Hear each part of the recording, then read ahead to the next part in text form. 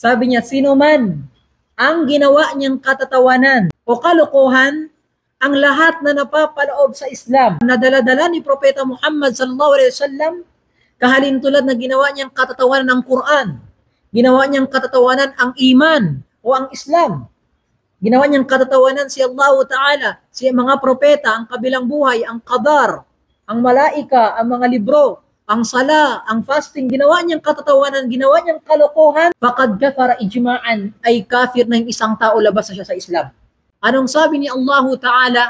No yung mga sahaba ay papunta sila sa digmaan ng Tabuk. Habang papunta yung mga grupo ng mga sahaba, may nakasabayan sila ng mga kasama nila. At sabi ng tao na yon, sabi, mara'aytu, hindi pa ako nakita ng mga tao na ang tatakaw kumain. At mga duwag naman. Tinutukoy niya yung mga sahaba ng Rasulullah. Tinutukoy niya mga duwag, yung mga sahaba, yung mga Muslim. Malalakas lang daw kumain. Mga lagak lang daw. Tapos wala raw pakialam. Tapos ano nangyari? Kasama niya yung sahaba, nagulat siya. Sasabihin ko sa Rasulullah yung sinabi mo, sabi niya. Tapos bago pa dumating, nagsumbong yung sahaba niya sa Rasulullah sallallahu alaihi wasallam, ay nalaman na ng Rasulullah sallallahu alaihi wasallam. Kasi bakit? Binaba ng Allah Ta'ala yung ayat. Nung tinanong sila, bakit nyo ginagawa yan? Sinabi agad ng Allah Ta'ala yung ayat. Anong sabi nila? Innama kunna nakhudu wa nal'ab. Nakikipagbiruan lang kami, ya Rasulullah, para hindi kami mapagod sa paglalakbay. Anong sabi ng Allah Ta'ala?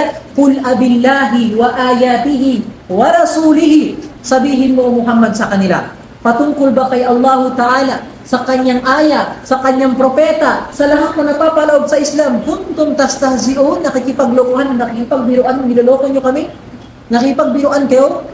Anong sabi ng Allah Ta'ala? Bago pa sila gumawa ng dahilan, inunahan na sila ng Allah Ta'ala, la ta'tadhiru, wag na kayo magdahilan pa, qad kafartum ba'da imanikum, kafir na kayo, batapos kayong manampalataya. Labas na kayo sa Islam. So, kabilang sa pinakadelikado na naglalabas sa isang tao sa Islam ay yung ganyang gawin niyang katatawan o kalokohan yung napapaloob sa Islam. So, yun ang kabilang sa nakakatakot na kung saan lumalaganap sa mga tao ngayon. Kaya sabi ng Allah Ta'ala sa mga munafikun, gawain na ng mga munafikun yan. Nakuha ninyo?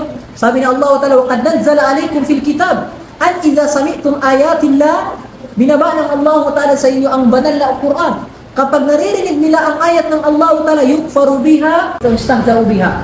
Ang ginagawa, nagkafir, tapos ginagawa nilang kalokohan, katatawanan. Sabi ng Rasulullah, ganito, gagawin nilang katatawanan. Ganun kasi raulo yung mga tao na yan.